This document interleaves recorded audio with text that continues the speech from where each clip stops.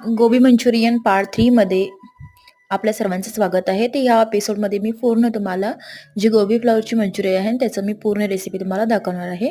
तर बघा, एका पातेल्यामध्ये मी थोडंसं तेल ॲड केलेलं आहे. त्याच्यानंतर मी चॉप केलेला कांदासुद्धा ॲड करून मस्त असं परतून घेतलेला आहे. त्याच्यानंतर ग्रीन चिली घातलेली आहे चिरून. त्यानंतर soya sauce, green chilli sauce and tomato sauce add केलेला आहे आणि रेड चिली सॉससुद्धा ॲड केलेला आहे आणि मस्त असं शेजवान सॉससुद्धा मी मस्त ॲड केलेला आहे.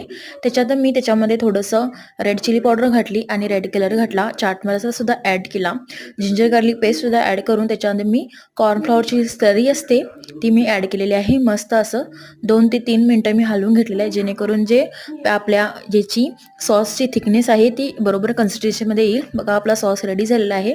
त्याच्यानंतर ह्याच्यामध्ये आपण जे तळलेले गोबी फ्लॉवरचे पीसेस होते ते ॲड करायचे आणि आपली गोबी मंचुरियन तयार आहे. Like, share and subscribe for more friends.